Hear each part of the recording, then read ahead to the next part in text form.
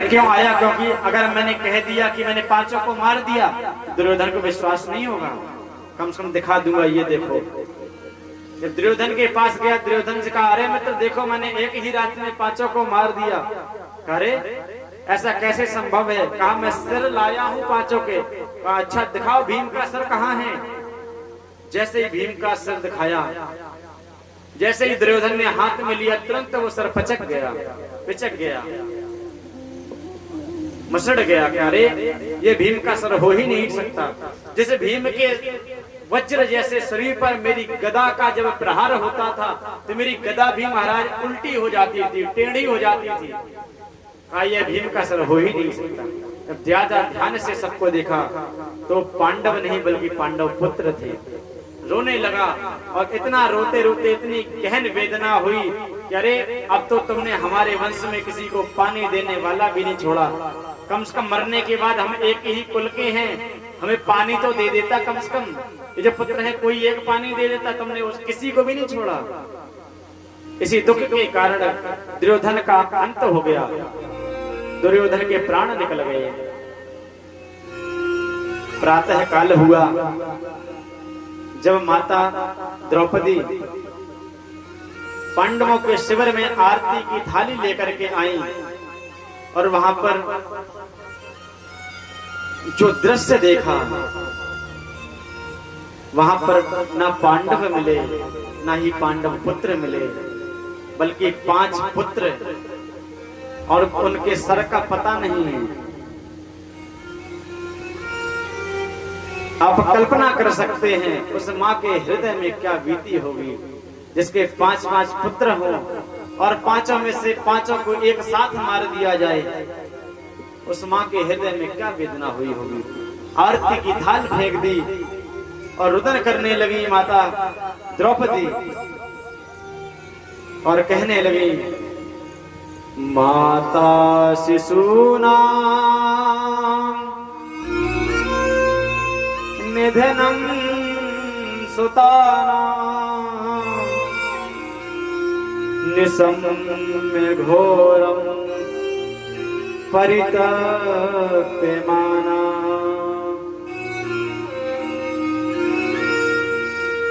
माता द्रौपदी विलाप करने लगी और रो रही है, और रोते रोते उनकी इस हालत को जब दुर्योधन ने, जब अर्जुन ने देखा, तदा रुददेवाश्व कला कुलाक्षी ताम सांत्वयन्नाह किरीटमाली। किरीटमाली नाम है अर्जुन का। किरीटमाली अर्जुन का एक नाम है। अर्जुन वहीं पर पास में खड़े थे। रोती हुई द्रौपदी को देख करके अर्जुन कहने लगे, अरे द्रौपदी रो मत, मैं प्रतिज्ञा करता हूं कि जिसने भी तेरे इन पुत्रों को मारा है, उसको मैं तुम्हारे सामने ला करके दंड दूंगा। और इतना कह करके द्वारकाधीश के द्वारा संचालित रथ पर बैठ करके अर्जुन वहां से निकल पड़े। अब जब अश्वत्थामा को पता चला कि अर्जुन मेरा पीछा कर रहे हैं, तो वहां से भाग खड़ा हुआ। अश्वत्थामा आगे आगे, अर्जुन पीछे पीछे, और जब जाकर के जैसे ही पकड़ा और पकड़ करके उसे बांधने लगे अर्जुन, द्वारकाधीश ने कहा, अरे अर्जुन ऐसे बांधो मत, यह अपराधी है, इसे बांधो मत। तो क्या करना है? द्वारकाधीश बोले से यही मार दो। क्यों मार दे? कहा ये अपराधी है। मत्तम प्रमत्तमुत्मत्तम सुप्तम बालम स्त्रियं जड़म प्रपन्नम विरथम भीतम नरकुहंतिम धर्मवित। कहा अपराधी, अपराध कब लगता है?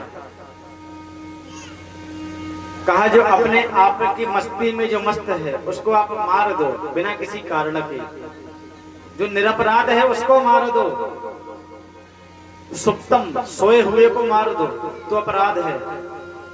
बालम किसी बालक को, नन्हे बच्चे को उसकी हत्या करना सबसे बड़ा अपराध है।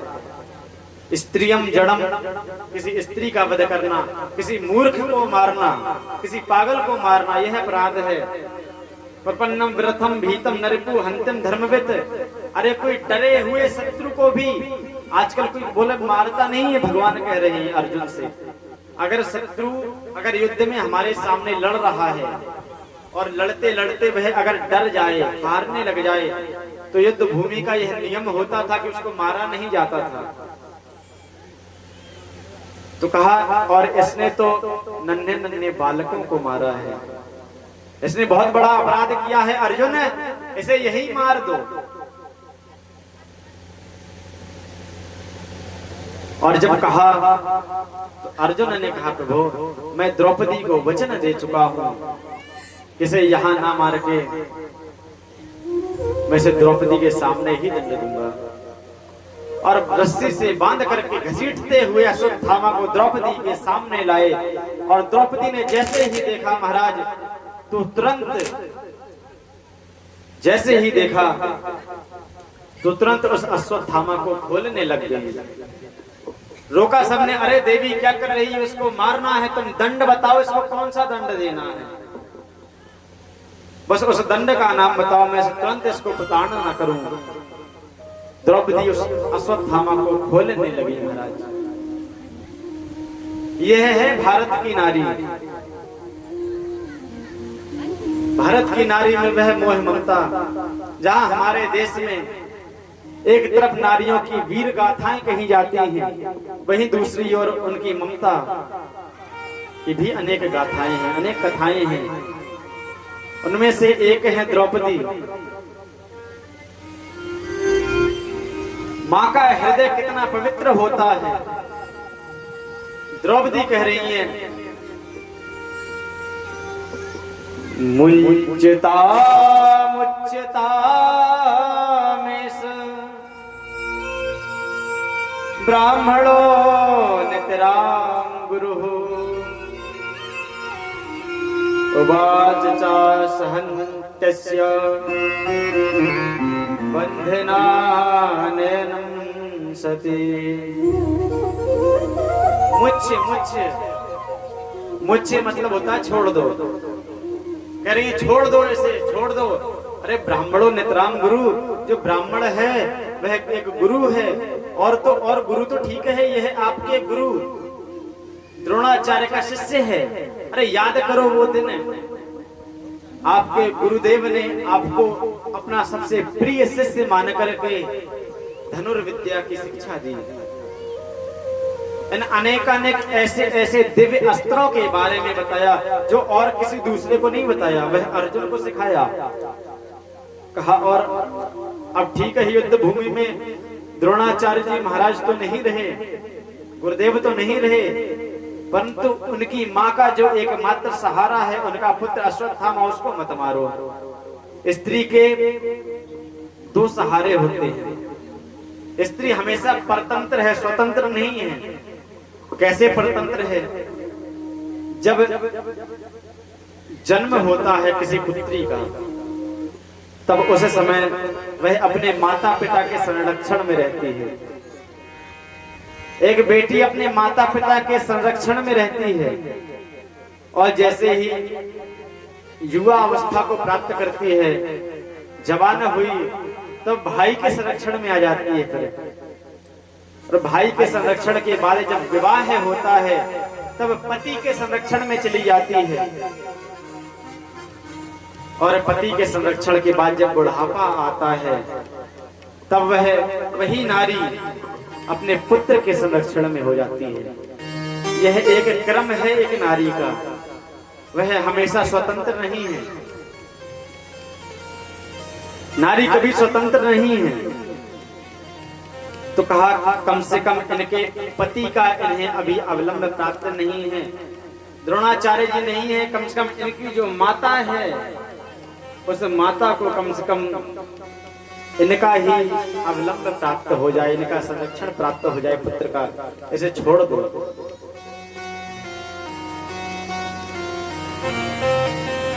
और जब कहा, तब द्रौपदी कह रही है छोड़ दो। युधिष्ठिर जी धर्मावतार हैं, कहने लगे भैया छोड़ दो छोड़ दो। भीम कहने लगे आप भले ही सब कोई को छोड़ दो, परंतु मैं इसे छोड़ने वाला नहीं हूं। भीम कह रहे हैं मार दो, अर्जुन कह रहे हैं मैं दंड दूंगा, मैं भी मारूंगा। द्रौपदी कह रही है छोड़ दो, युधिष्ठिर जी कह रहे हैं छोड़ दो। अब तो बड़ी समस्या आ गई। एक अर्जुन ने जब देखा तो द्वारिकाधीश की तरफ, द्वारकाधीश बिल्कुल मौन अवस्था में खड़े हैं। कहा आप ही बताओ नाथ क्या करें। कहा क्या करें, मैंने वही करो जो मैंने गीता में कहा है। कहा भैया ब्राह्मण का वध तो नहीं करना चाहिए, ब्राह्मण का जाने से नहीं मारनी चाहिए, और अगर अपराधी कोई भी हो उसे छोड़ना भी नहीं चाहिए। आजकल महाराज ब्राह्मणों की भी बड़ी स्थिति विडंबना है एक। अब मैं अगर कहूं तो एक वास्तविकता समझ करके उसे स्वीकार करिएगा। जो आजकल ब्राह्मण है ना, धीरे धीरे करके अपना जो ब्रह्मनिष्ठ जो कर्म है धीरे धीरे करके पहले तो छोड़ते जा रहे हैं, और वहीं जो जिन्होंने उसे पकड़ा ही नहीं है वो मांस मदिरा करने लग गए।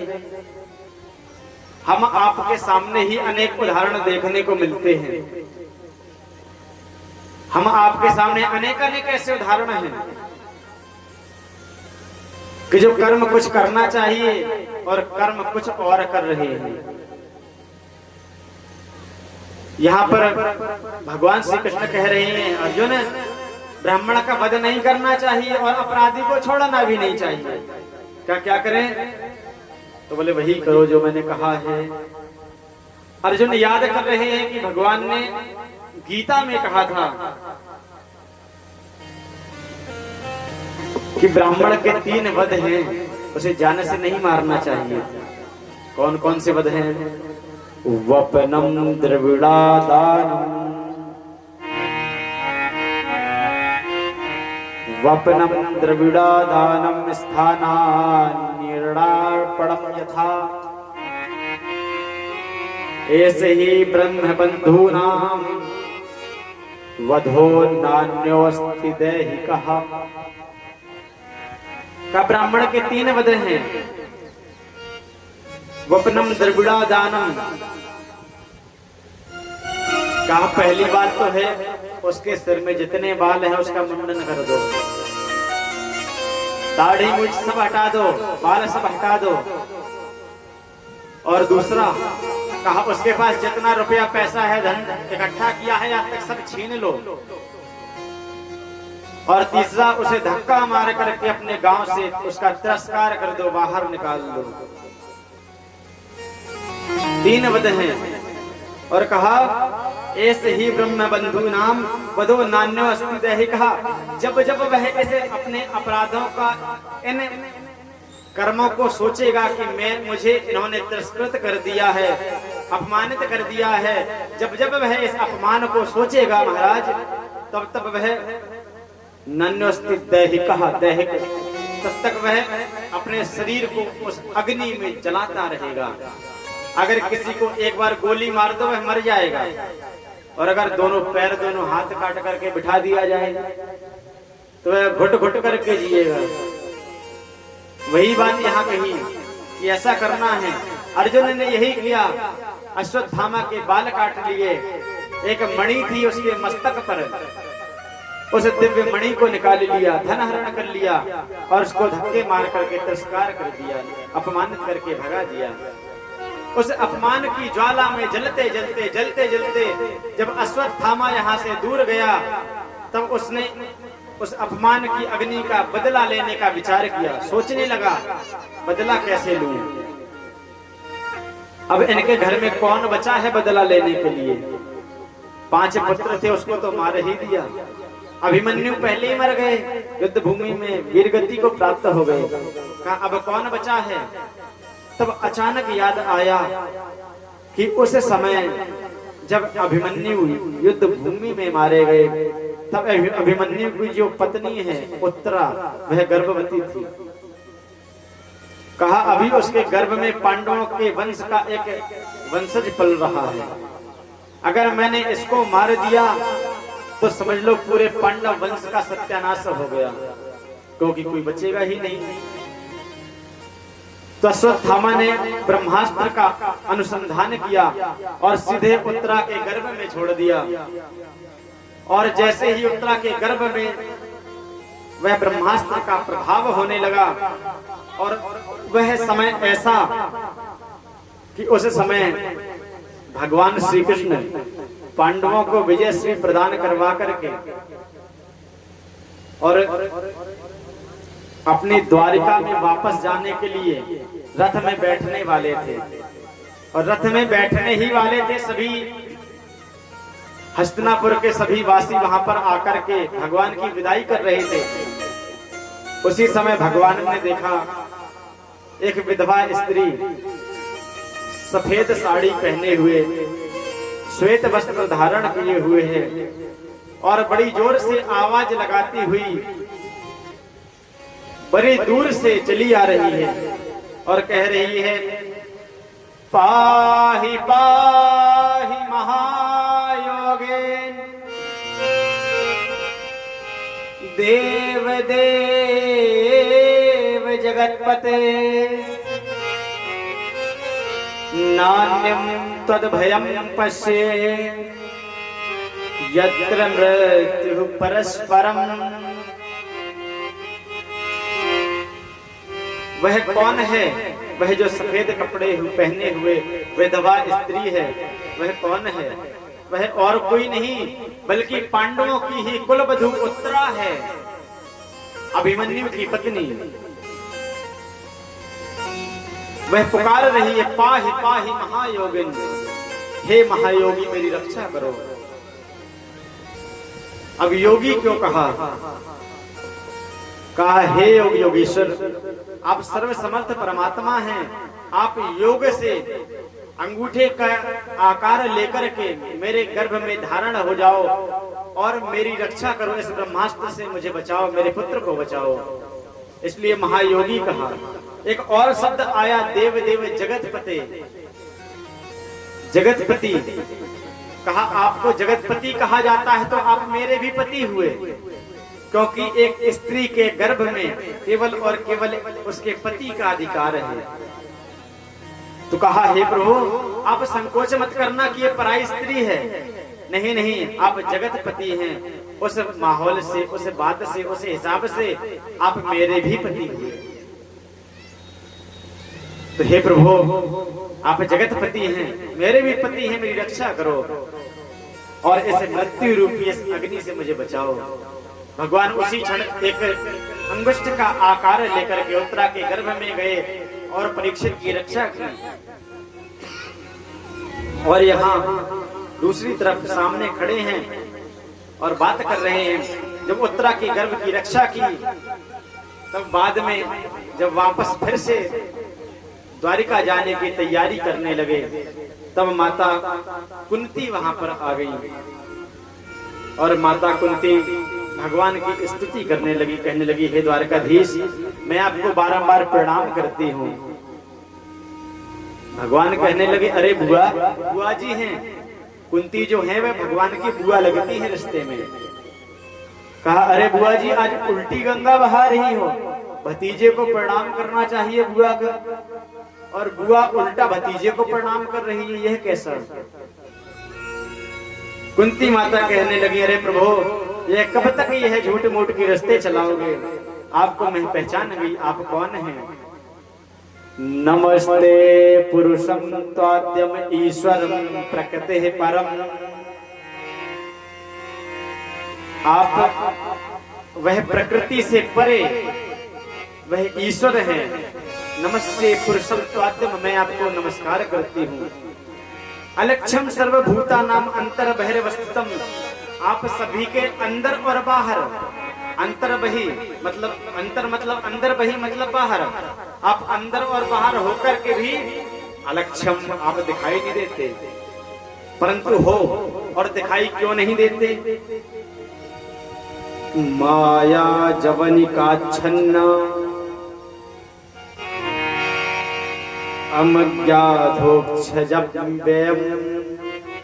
क्यों नहीं दिखाई देते? बोले माया है ना, माया, इसका पर्दा बीच में माया का पड़ा हुआ है, इसलिए दिखाई नहीं दे रहे। हे गोविंद, कृष्णाय वासुदेवाय देवकी नंदनाय च नंदगोप कुमाराय गोविंदाय नमो नमः। कहने लगी, हे प्रभु, आपने मेरी रक्षा तो की है, और जब जब मेरे पुत्रों पर विपत्ति आई तब तब आपने मेरी रक्षा की, मेरे पुत्रों की रक्षा की। और आज जब मुझ पर सुख आ गया, मेरे पुत्र चक्रवर्ती की गद्दी पर बैठ गए, आज युधिष्ठिर को गद्दी प्राप्त हो गई, राजा बन गए, और आज आप छोड़ करके जा रहे हो। कहा, हे गोविंद, मैं जानती हूं कि मेरे वंश की रक्षा करने वाला कोई नहीं था। इतना बड़ा ये कौरव सैन्य सागर है, भीष्म पितामह, द्रोणाचार्य, कृपाचार्य, इतने बड़े बड़े महारथी और 100 कौरव, कहा मेरे 5 पुत्र, और यह रक्षा की है तो केवल और केवल द्वारिकाधीश आपने ही रक्षा की है। हे गोविंद, मेरे पुत्र भीम को जहर के लड्डू खिलाए गए, और उस समय जब वह मुझे वापस मिला तो 10,000 हाथियों के बल के साथ मुझे वापस मिला, और कहा, इस द्रोणाचार्य के पुत्र अश्वत्थामा ने मेरे जो कुल का एक इकलौता वारिस जो बचा हुआ था, वंशज बचा हुआ था, जो उत्तरा के गर्भ में था, जो भी जन्म भी नहीं हुआ जिसका, उसको भी मारने के लिए इसने अश्वत्थामा ने ब्रह्मास्त्र का उपयोग कर दिया। हे गोविंद, केवल और केवल आपने ही इसकी रक्षा की है, और आप जब आज छोड़ करके जा रहे हैं तो इसलिए क्योंकि हमारे पास सुख आ गया, सुख है। जब जब दुख आया तब तब आप आए, और जब सुख आ गया तो आप छोड़ करके जाने लगे। हे गोविंद, मैं आपसे कुछ वरदान चाहती हूँ। कहा, बुआ वरदान मांगो, क्या चाहती हो? कहा, हे गोविंद, मैं एक वरदान चाहती हूँ। विपदा सन्तु नः शाश्वत तत्र तत्र जगत गुरु। कहा, भगवान मुझे कुछ देना ही चाहते हैं तो मुझे एक विपत्ति दे दे, विपत्ति। कहा, रे बुआ, विपत्ति कौन मांगता है? इस संसार में कौन ऐसा है जो भैया मंदिर में जाए और कहे भगवान मुझे कष्ट देते रहना? है कोई ऐसा जो मंदिर जाए और कहे भगवान मुझे कष्ट देते रहना, विपत्ति देते रहना? भगवान साक्षात सामने खड़े हैं और कहने लगे, अरे कुंती बुआ, क्या मांग रही हो? अरे आज तक आपको दुख ही दुख तो मिला। जब आपके विवाह से पहले बहुत दुख मिला, विवाह से पूर्व एक संतान हो गई, उसको जल में बहाना पड़ा। जब विवाह हुआ तो ऐसे के साथ में जिसको पहले से ही एक रोग है, पांडु के साथ है, उनको पहले से ही एक रोग है। और उसके बाद जब पति का भी सुख प्राप्त नहीं हुआ, जैसे ही देवताओं के आशीर्वाद से 5-5 पुत्र हुए, उन्होंने भी अनेकानेक प्रकार के दुख भोगे, क्लेश भोगे, वनवास, अज्ञातवास। कहा, बुआ, महाभारत का युद्ध लड़ा, अब जाकर के इतने दुख भोगने के बाद, विपत्तियों को सहने के बाद, जब आज जाकर के तुम्हारे पुत्रों को ऐश्वर्य की प्राप्ति हुई है, सुख की प्राप्ति हुई है, तो आज आप कह रही हो दुख दे दो। देखिए, मैं एक बात कहूं, दुख कब है? इस दुख को दुख नहीं कहते कि थोड़ा कांटा लग गया, चिल्लाने लग गया, हे भगवान हमें बड़ा दुख है। भगवान ने गीता में कहा है, दुख को दुख नहीं कहते।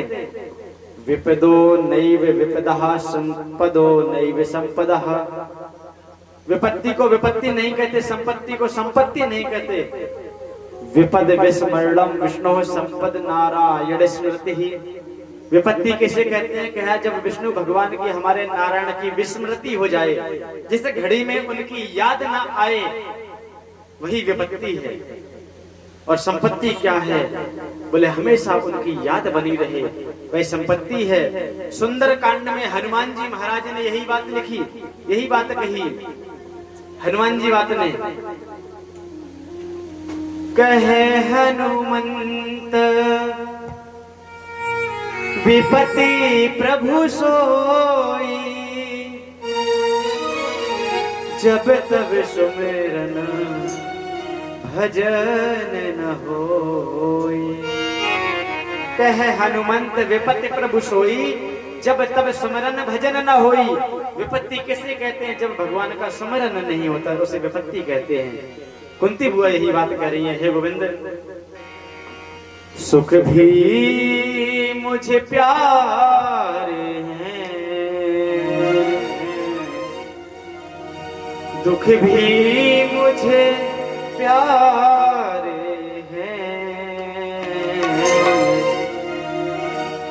सुख भी मुझे प्यारे हैं, दुख भी मुझे प्यारे